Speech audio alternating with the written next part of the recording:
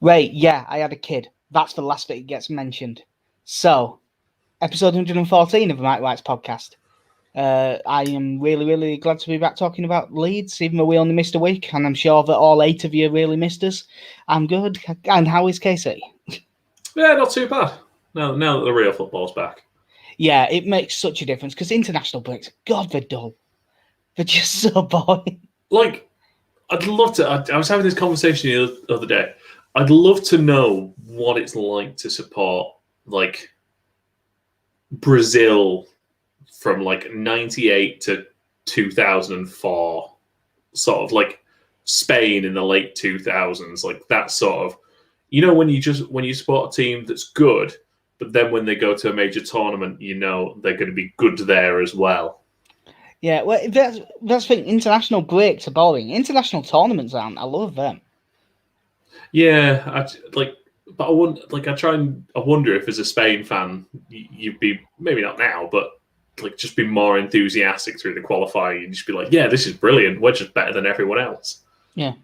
Whereas with us, it's like, yeah, this isn't bad, but Jesus, we're fucked if we play France. Yeah, this could be really fun if we didn't insist on just playing 3 at the back and 2 defensive midfielders. Who needs Declan Rice anyway? Yeah, Declan Rice is fine. As much as obviously we'd all pick Phillips, it's just playing both of them that I can't get my head around. No. Especially I think it really hurt with the Albania game when you're like, look, I know we have to show respect to these teams, but really, Albania, do we need the 2 holding mids for this? Yeah. Well, I think Leeds could have probably got away without any holding mids in their last win. 2-1 win against Sheffield United at the weekend. It was good to be back. This was a pretty solid performance, solid win. It should have been more comfortable than it was, though, I reckon. Yeah, it very much felt like a performance where you'd kind of say, job done, more than anything else, not to hark back to Billy Davis or anything, but yeah, we did what we had to without really going any further, it felt like. Yeah, so we just had a comment of Alex Benison saying, put Rice in centre-back, problem solved. Someone's been watching Marcelo Bielsa. No, someone's been watching Eric Dier. Oh dear. Yeah, it was weird, this game, because we were incredibly comfortable throughout, I thought. There was only the quote-unquote Leedsness of it all that made me think they're going to end up nicking an equaliser here. Like, actually, just if you were looking at the game without the superstition and stuff, they never actually looked like scoring. And even when they did score, it was only because we shot ourselves in foot. But it wasn't us missing loads of chances. It was us missing loads of key passes that would have created a chance. Like, we had 4 or 5 breaks that were 3-on-2 or 4-on-3 that we just got completely wrong. Yeah, we were just lacking that sort of final through ball to connect everything, which, you know, I think obviously Bamford looked very frustrated when he came off. It was about the hour mark, wasn't it? But honestly, I don't think he got a right lot of set. I think he was probably a little bit off it as well, but he also probably wasn't getting the service that he needed, especially for a game like that. Yeah. We'll go for the goals. Obviously, Leeds started pretty well. Got a goal. It was around about 10 minutes in, probably just longer. There was some good work from Llorente at the back, bringing the ball out well. Played it into Dallas, went for a 1-2. And Rafinha's pass back to him wasn't very good, but Dallas, obviously doing the things that he's really good at, won the ball back well, got it into Roberts. And Roberts into Rafinha, great, good little turn, gets into the box and puts it absolutely on a plate for Jack Harrison. So much so that Rafinha had time to turn around and look at the camera before Jack Harrison even scored, because he's cool as fuck. Yeah, didn't he know it? Didn't he know it with that pass? Yeah, just carved him open, and it wasn't especially hard. And it's just a little bit of a shame that we weren't just doing this time after time against them. Yeah, But because I feel like on a day where we were playing well, I think that we could have just done it time after time after time. But if we were at his best. yeah, but the key thing about this goal is that I did remember to back Jack Harrison first goal scorer for that game. Oh, well, that's good, because normally you're like me, because you always back the same thing. It normally only happens when you forgot. Yeah. And it has several times. Yeah. But yeah, it was complete dominance, really, after this. They had a few shots from distance and stuff, but we were all over them. And then, right on the stroke of half-time, ball played forward into Rafinha, and look, I'll forgive him for it straight away because I love Rafinha, and that he tries things like this is one of his biggest strengths. But he tries this little flick in middle of midfield. He's got 3 options towards the left side of the pitch, and he flicks it to the right wing and just gives it away. And all the Leeds players are breaking forward at the exact time, and Sheffield United just presented the ball with what appears to be about 6-on-4 advantage. They play it to Ollie McBurney, who, in the Championship, I thought was quite decent, and even last season, I'd have said he was all right. Ollie McBurney appears to be a cart horse now. It was absolutely useless. To be honest, I thought he sort of looked like someone's girlfriend when you've got a girlfriend that's a bit shorter than you and she wears your football shirt, such as the shortness of his shorts. Well, yeah, but Rafinha likes a fairly short as well. Well, so I'm not going to. He's got a lovely tan that he needs to maintain, though. Yeah. They broke through. McBurney has the shot. Calvin Phillips slides in and makes a really good block, but Ben Osborne's got a tap in from 5 yards out. I'd love to say there was an attempt made to block it on the line, but if you stood 4 yards behind the line, I don't think it actually counts as an attempt to block it on the line. I don't know what it was a real. Luke Ayling. Did Luke Ayling just get there too fast and couldn't stop himself? I think it's one of them. If you're at the far post, if you're running back to get to the line, he'll have timed his run to get to the line when McBurney shot. So if it went right through, he's in position to block it. But obviously, it's then deflected away, and he's still going that way. So he's basically in the back of the net by the time the shot happens. There's not really a great deal he can do. But, there's no blame on that. There was a few people saying that Cooper lost his man in the build-up to it, but the problem is he had 2 men the whole time after we were left short. So, it's by no means much of an issue, but it's got to go down as Rafinha's fault. That's that one, I'm afraid, for me. Obviously, they hadn't been in the game at all. That was their only shot on target, and it would continue to be their only shot on target. We get into a good position, and they get that bit of hope with that goal just before half-time. And you just think, God, we really don't need that. You just need an early goal to get yourself back in front and sap that little bit of confidence they might have got. And that's exactly what we got. Lovely assist from Jack Harrison. Yeah. Tyler Roberts obviously played the ball into Rafinha before the first goal, and he played a brilliant crossfield ball to Jack Harrison in build-up to this one as well. He had another good game, did Roberts. Not quite as good as the last one, but he had another good game. Great cross from Jack Harrison. And, I'm going to mention it because I haven't seen the Leeds United version of the highlights yet. Apparently, Bryn Law was calling him Jagielka. And everyone was going, well, where's that come from? But I believe that's pretty close, because isn't it actually Jagielka? Yeah, I think you'd mentioned this to me the first time I heard it. I think you'd been watching a live game and he was in the studio, and it was joined here by Phil Jagielka. Yeah, I think I saw, at the start of every season, they send a video out of every player saying their own name and they send it out to all the media. I'm sure that Phil Jagielka says Phil Jagielka. It's Phil Jagielka. His nickname's fucking Jags. Not Yags. I was going to say, it's a lot more controversial now than Andy Cole briefly becoming Andrew Cole. This is a complete different pronunciation of a man's name, which I don't know if he got to a certain age and he went, this has gone on long enough now. My mum's actually ashamed of me. I've got to tell them my real last name. Yeah. But it's not great defending when you score your own goal, but it was one of them he had to put something on. Yeah. I prefer to just say it's a really good cross from Jack Harrison. I want to ask you about this, actually. I don't know how much you've seen of it on the Leeds United Twitter account, basically going, fantastic strike from Phil Jagielka. Oh, yeah. That was just unfortunate, I think, this one. Because they've deleted it, haven't they? Yeah.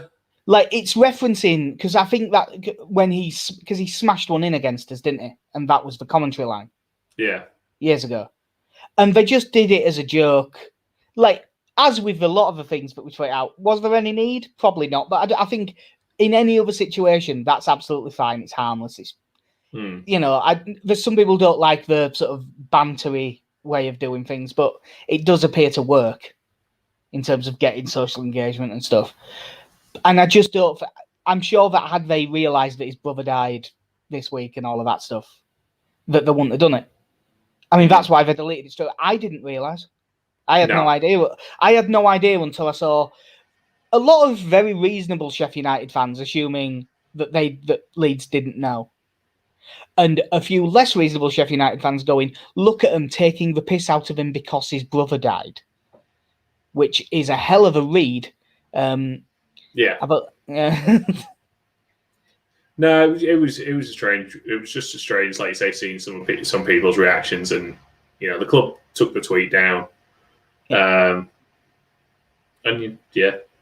just everything was reasonable or reasonably dealt with afterwards. Yeah, it was just unfortunate timing. It happens every now and then if you're going to do things like, I mean, maybe they should have checked something like that beforehand, but as I say, it's not like a lot of them where I'll see something like that in the media on Twitter or something, and I'll go, well, they should know that because I wasn't paying attention and I knew that. This one, I didn't know that, and I'm sure that it was well publicised and stuff in Sheffield-based media, but I'm guessing it just didn't travel as well as some. I'm not going to mention why because I promised I wouldn't, but I've also been a bit busy this week. Here we go. Yeah, not as busy as Sheffield United's defence were, though, throughout the rest of this game. We really were all over them. There was only that Brewster shot from distance that had me even slightly worried. Yeah, there was... I think they had two efforts in the last sort of 10 minutes that were vaguely threatening, but no, like you say, we were just on top of them the whole time in the second half, and just if there was just that through ball was there. Yeah, Roberts had, I think, one or two where he didn't quite get it right, so did Harrison. Rodrigo had a couple. Rafinha had a couple where he had a really good chance to break and it didn't really work. We just didn't seem to quite be there with that ball. And it's such a shame because it was a bit like there was a lot of breaks, and the breaks were, really similar to, when we beat Newcastle at home. Yeah. And we just kept breaking at the end from their set pieces. Well, these were even more open from their own set pieces. Like if they didn't get a header on goal, Leeds were having an attack. It was wide open. It was Leeds levels of wide open. The best thing was, I think, how many chances we created from their corners. Yeah, which was quite relaxing for a change. Yeah, it was really odd to see us. I'm not actually sure if we defended set pieces better, or if it's just that Sheffield United are that shite that even against us they look bad at set pieces. Yeah, I'm trying to look through. Look, if you look through that team now, I'm trying to think who I would have in. Is there anyone in the start that you'd have in the starting lineup ahead of our fully fit squad? In our starting lineup, no. No. I don't think he'd be right fit for Leeds. Because John Lundstrom's on a free at the end of the season, I'd maybe have him to be in the squad. But yeah, I mean, I quite like. I think it's Ethan Ampadu. I quite like. Yeah. But again, that would be a future purchase more than anything else. Yeah, if we weren't well stocked at right back, Jayden Bogle's pretty decent. But yeah, that's it. Ramsdale's fairly highly rated, but he's had a bad season, and I don't think he's even close to Meslier. No. If he was a lot, actually, how old is he? Are you going to say we should have Billy Sharp back? Yeah, definitely. No, like if it was 23 instead of 29, there's an argument you could make Norwood into a Forshaw type. Or injured. Yeah. Dead. Jason Middleton said Sheffield United are woeful at set pieces this season, to be fair, as they are at everything football related, which is fair. But you say that, there's a certain man who completely disagrees with our reading of the game. And that is formerly of this parish and apparently well-respected coach, Paul Heckingbottom. Now, I'm assuming... Sorry, at first I thought you meant Connie. No, I am assuming that you saw his quote after the game. I don't think I have, actually. I think I've just kind of tuned Heckingbottom out. Right. Quote. And I'm going to make it come up on the screen. Leeds were making subs to try and live with us. What fucking game were you watching? Jesus. I'm not going to get into his whip ball, we out ball, because we're not going to do it as well as the square ball did. No. But like that is just that is. As Alistair Campbell levels of spin is that? No, I was going to say that's worse than like some of the stuff. You know, when Warnock used to say, "Well, you know, lads have done well today," and we've been terrible. Well, this is like that. Just they you know, they were having to make these changes to live with us. No, we were in first gear and comfortably better than you. We've actually skipped over a fairly big thing in the game, which is the last thing that we'll talk about in this one. But how the fuck did George Baldock not get sent off? Yeah, it was very... I mean, obviously, the tackle looks horrendous when you see it just live because Tyler Roberts ends up landing on his shoulder doing a somersault. Yeah. And you kind of worry about him breaking his neck for a second, and then... And obviously, play is allowed to continue because we're at an advantage. That's fine. That bit is good refereeing. But it's as if, like, if there was no VAR, you'd say it's as if the referee has forgotten due to the injury or due to the concussion. But there is VAR, and look, you know, we're all sat at home watching it, seeing Tyler Roberts been turned inside out from about 5 different angles. And clearly, at no point has anyone at Stockley Park said, "I think you need to take a look at this again," or just like, it should have been a red. Like, it should have been a red by today's standards. But I'd have been okay with it if it had at least booked him. Yeah, that's one of the things that makes it worse. Like, I mean, they did say that VAR checked it, but my problem with it is I said on Twitter after the game, I can live with the ref followed the ball, saw the chance, and just didn't really see how bad the tackle was, and the ref got it wrong. And even then, it should be a yellow. Just because it was a late tackle 25 yards out on a good break. But to then get to watch it from several angles and decide that, nah, it was fine. It was just like if Tyler Roberts' leg was planted, he'd have broke his leg. Yeah. There's no doubt about it. He absolutely would have broke his leg. And then it was just that it wasn't just the lack of a decision. Like, the commentators watched it 5-6 times and barely mentioned it. When they went to half time, I remain convinced that the pundits on it was Prime, was it? Yeah, it was the Prime one, wasn't it? That the pundits were not going to mention it at all. And I think they had a bollocking on the last break because Twitter was exploding. And they came back and talked about it for like 20 seconds. And they had a tone in the voice of, "Oh, yeah, it probably should have been a red, actually." Because they were so busy going on about the concussion protocols, which, by the way, yeah, important thing. But they also did a concussion sub, and that's not how you do a concussion sub.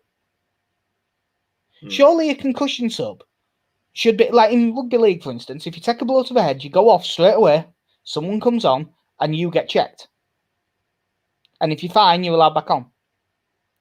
This, they checked him, said it's okay, let him keep going for 15 minutes, and then took him off for a concussion.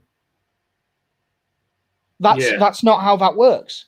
So, like, literally everything about this was wrong. And I mean, it was at first I thought that was a shit finish from Harrison, but then when it showed the replay, it was actually quite a good save.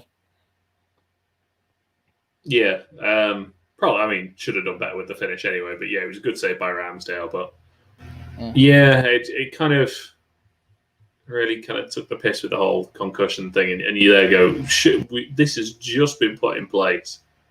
Like, come on, it's you've got to question the fact that he was allowed back on the pitch at all. Because clearly, having come back on for 5 minutes, if that he just couldn't continue. So at this point, do we need independent doctors there to check players out? I know that it would be unfeasible to do that at every level just due to costs and stuff. But at the top level, yeah, I absolutely think that they should have someone independent for stuff like this. Because at the top level, they can afford it. Jason Middleton just about tackle saying Mark Halsey said it was like an orange card, so VAR might have said it's not a red. And that is one of the other issues with VAR. If they said it's not quite enough to overrule and say red, he's not allowed to then give a yellow. Like, it's all or nothing with that, which is also stupid. But, I mean, there's no point getting into VAR because, like, it's just ridiculous. Like, did you see the Jude Bellingham goal last night? No, I haven't seen any of the Champions League stuff. Ederson takes a shocking touch. Bellingham just nips it off his toe, and Ederson boots Bellingham. Bellingham's through on goal, empty net, and the referee blows the whistle before he taps it in.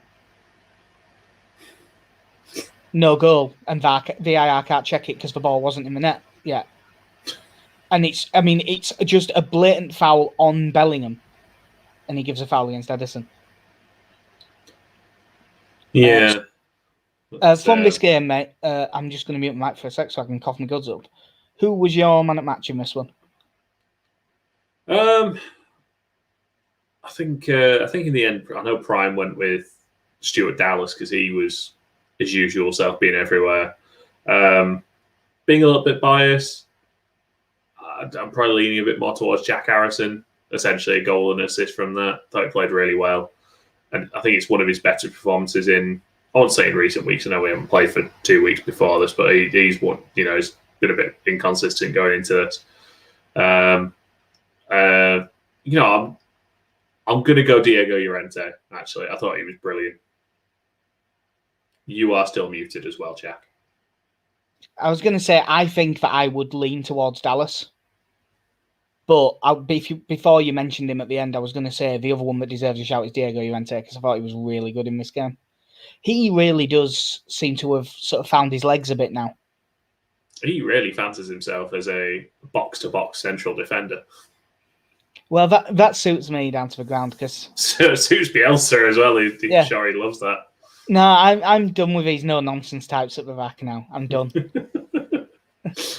No, Liam Cooper needs to pull out some Cruyff turns in quick. Oh Christ! Oh God, I don't need to see that. Keep doing what you're doing, Liam. You've been doing fine, mate. He's been very good this season.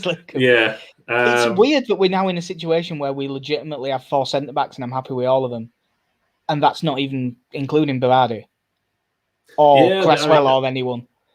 Yeah, I mean, Struijk obviously was dropped back to the bench for this one with Liam Cooper coming back in after his sickness. Yeah, which it's fair enough for Cooper. Unconfirmed sickness. Yeah, it's absolutely fair for Cooper to come back in. He's been really good this season and he's the captain and he's more experienced and all that stuff. But it is harsh on Struijk because he did not deserve to be dropped. It's just one of those things. No, I think we've been banging the drum for a couple of months now about Pascal Struijk and how good he's been this season. But since about January, I think Liam Cooper's really found his legs at this level. And Llorente is just growing in confidence more and more with each passing week as well. Yeah. Well, there's only one major bit of news after the game before we get into the City game. Leeds' accounts came out. Well, we all said that we wanted them. This was the year. We did, and it wasn't just us, it was all over the place. Everyone saying, if we can keep Bielsa, this is the year. We've got to just chance it. And then if it don't work, we have to sell everyone and rebuild. I believe the technical term is shite or bust. Yeah, shite or bust indeed. And in this, I always think shite or bust is a weird thing, because if it's shite or you're going to bust, that means that the good thing is shite. But I've watched Leeds for a long time now, and that's very much been the sentiment of the season: shite and bust. Yeah. Well, I don't think it doesn't look as if it had made us go bust, but we did lose a fair bit of money. In the promotion season, Leeds lost 64 million quid, despite having the biggest revenues in Championship history without parachute payments. Yes. So we have thrown some money at that. Yeah, we have, but that's the thing. We didn't actually... it's not like we chucked a load of money at it. It's just that having a competitive squad in the Championship costs more than a Championship club is going to make without parachute payments. The system's completely fucked.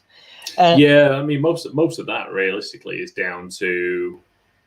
A lot of that is obviously wages more than anything else that's on there. Yeah, there was 20 million in bonus payments for us getting promoted. Nice. Some very rich players. Yeah. I barely made a dent in Bamford.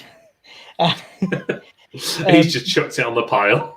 The other thing that was in the accounts, I got off Kieran Maguire's Twitter, apparently us staying up this season leads to a further 35 million in bonuses.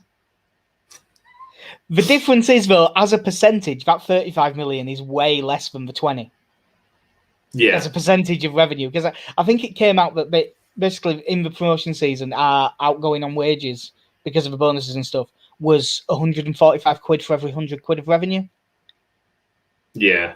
Which is always a good number. It's better than Reading. Weren't they like 212 or something and came about 17th? Yeah. It was a lot. But I think we looked at their team photo one day, and it was this. And I don't know if they included like the under 18s as well, but it was massive. Yeah. They had like 5 goalkeepers. Yeah, it wasn't great.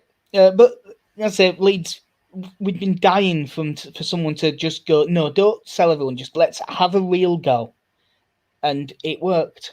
Because there's been a lot of people looking at those finances and going, oh, so Leeds just went for it and got lucky. They'd have been knackered, there'd have been points deductions, all of that stuff. Leeds were not going to fail FFP based on this.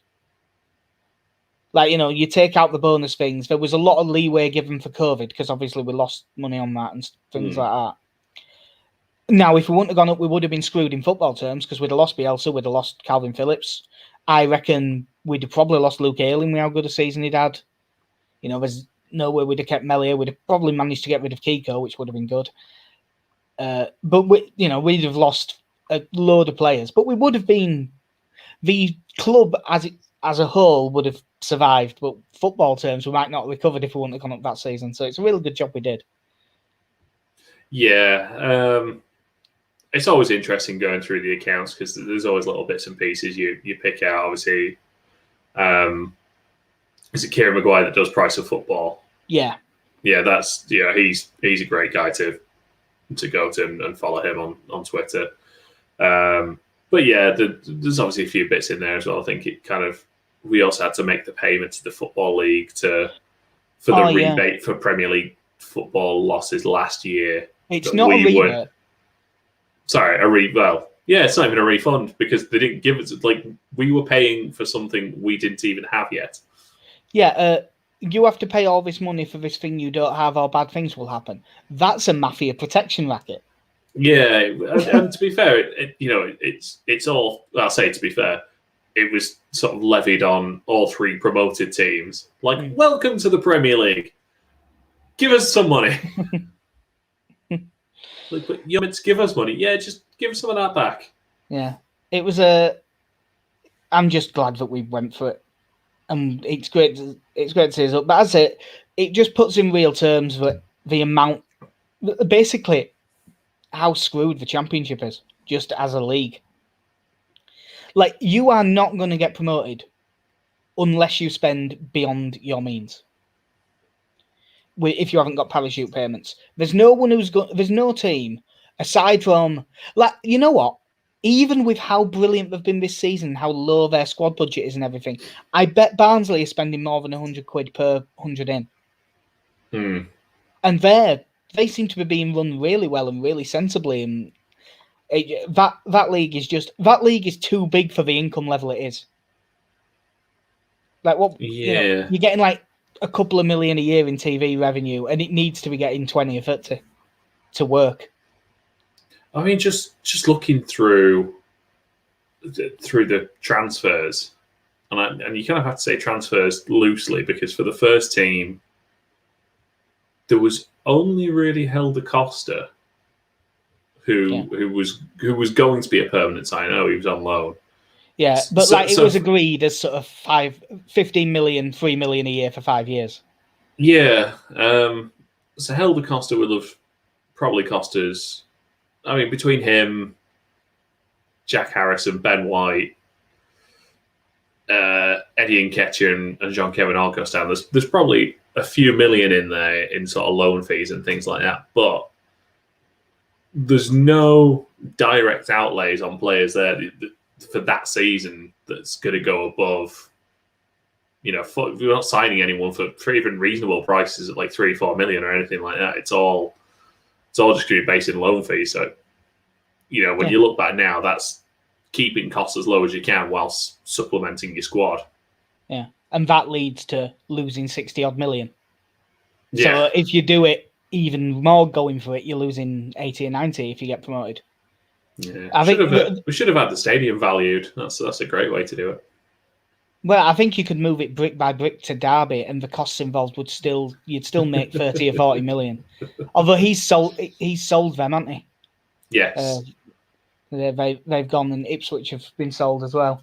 So I don't know what Derby are going to do now, because they're still in the hole that they're in, just with new owners, and now they don't have the guy who's really good at finding loopholes anymore. So I can only assume it's going to get worse. Fingers crossed. Speaking of things that can go worse, Leeds are away at Man City on Saturday. Oh, God. Leeds at Ellen Road drew 1-1 with Man City in what is one of the best games of football I've ever watched in my entire life, because both teams just completely went for it, and it was brilliant. There was a giant hole in the middle of midfield with no one stood in it from either team. It was mental. Just every 90 seconds, there was just a team breaking through the middle of the park, and four defenders stood going, oh, for Christ's sake. Yeah, if all your chances are on the counter-attack, you don't expect all the other team's chances to also be on the counter-attack, but that is the way it worked. PSG have just gone 1-0 up in Bayern, and Mbappe after 2.5 minutes. Shock horror, he scored because he's quite good. And Man City have a fair few players who are quite good, although they might rest a few for this game, because obviously they played Dortmund last night in Champions League, and then they play Dortmund again the following midweek. So you'd think that they will rotate a few, so we might get away with no De Bruyne. So they might have to just settle for playing Foden in middle with Gundogan. I mean, I was going to say they had Aguero and Jesus on the bench. Well, Aguero doesn't get in their first 11 anymore, so he's definitely starting. Yeah, and that terrifies me. Yeah, because he's still dead good. Yeah, I'm hoping it'll be like some of the children that were on the bench last night for them that start. That would be nice. Yeah, it would be nice if I could play a load of the kids, but their kids are probably brilliant. I'll put Scott Carson in goal. That'd be nice. Jason Middleton again. Lol, City's second 11 is so poor. Yeah, you're right, they're terrible. I mean, we can just look at the wings and go, well, maybe they'll have to settle for playing Bernardo Silva in this one. Well, I think this Man City squad is also set to become the first ever £1 billion squad in terms of cost to assemble it. Yeah. I think that they're not far off that at this point. So, it's had a couple of quid behind it to boost it from the Mark Hughes days. Yeah. So they generally play roughly a 4-3-3, quite often without a proper out and out number 9, which but in this one I think they will, because I expect Aguero to start. There's no point really. There's nothing tactically to say. They're just fucking brilliant. They're so good to watch. They, on paper, I'd look at them and I still think they should win the Champions League every year. They're just that good. Well, I think that's what we've been doing with the predictions. Certainly I have for the last few years. I think my argument has been, look at that team. It's got to win it at some point. Yeah, I think I predicted it as well, because I said I'm just going to pick them to win the Champions League every year until they do. Maybe I'm just trying to think what we could potentially get at. Fernandinho hasn't been playing as much because Rodri does, so he'll probably come in, and he's not got the legs he used to, but he's still got quite a lot of legs, and he's still one of the best defensive midfielders going. He just happens to be 35 now. Yeah, I mean, Nathan Ake was on the bench. Oh yeah, that's true. They Diaz and Stones might not play, might rest them. So what they're going to do? Play Nathan Ake and Aymeric Laporte. Two international central defenders. I mean, they're both left-footed, so I think that one of Stones or Diaz will play alongside Ake or Laporte. But they're both really good. Benjamin Mendy didn't play in the Champions League, so he'll probably play left wing back. And I would back Rafinha against him, not chasing back, because Mendy will tear ass up the pitch and he's a real danger. But if we can get Rafinha on the ball and they play Benjamin Mendy, that is one actual area where I think we can get at them. What's their right-hand side likely to be? Would that be Mahrez on the right? Mahrez... It'll be one of Mahrez or Bernardo Silva, I would think. And they're going to be up against Alioski. Unless Bernardo Silva moves into the middle because De Bruyne isn't playing, and then it might also be Foden. So any of those three are likely to be up against Alioski. Yeah. I don't think that's going to go well. And no Jack Harrison. No Jack Harrison. And that is an interesting thing to think about, because I do keep forgetting that, actually, because he is our player at this point, basically. He's been here for 3 years. It's like common law. We've just had him long enough at this point to claim ownership. Yeah, so I just keep forgetting about that. So who do you reckon comes in? I think it'll be a straight swap and Helder Costa comes in. I don't see him reshuffling, because I think he's pretty settled on Dallas at centre mid for the time being. Yeah. Because at Elland Road, it was Dallas left back, Alioski left wing, wasn't it? Yes.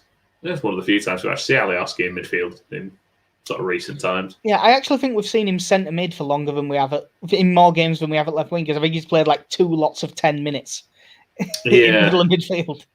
The only other thing I could think would be is if he chooses to bring Click back in and play him and Roberts and move Dallas to left back again. But and then pitch Alioski.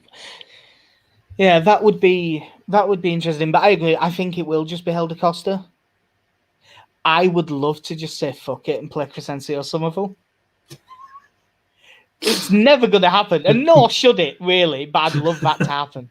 Baptism of fire. Go on, lad. Off you go. You've been turning everyone in training inside out. There's Man City. Have at it. Yeah. Jason Middleton's right. Just saying they should just let us play Jack Harrison. That's not fair. Yeah, you're right. They should. Arsene Wenger let us play Jermaine Pennant. That's because he knew how shit we were. and how not great Jermaine Pennant was. I mean, Jermaine Pennant, I was going to say shit, but then he got much better and went to Liverpool and actually improved quite a lot. Obviously I was a kid, so I'm never entirely sure how shit Jermaine Pennant was. I always liked him because he was the ray of hope on the wing, because he was a bit quick. Yeah. It's look at him though, he's faster than everyone else at least. I don't know if his crossing was any good, but yeah. I mean, I suppose Wenger had the last laugh in that one when Eddie Gray decided to have us defend with the high line against Thierry Henry. Yeah, set on the halfway line with Stephen Caldwell. I think Lucas Radaby was centre mid that day as well. Yeah. Other than Costa for Harrison, which is enforced, unless there's any injuries, can you see any other changes? No, like I said, he seems, Clickhouse been available for the last couple of games, but he seems pretty set on Roberts and Dallas as a centre mid. Seems fairly happy with how that's going, so I can't see that changing. No, I don't even see Rodrigo starting this one. Now, that was one of his more effective games, wasn't it, as well, when he came off the bench against him at home. It would, again, he won't do it. And I don't think he's anywhere near disciplined with the pressing, but there's part of me wants to go, just play Rodrigo wide, let's see if it'll work.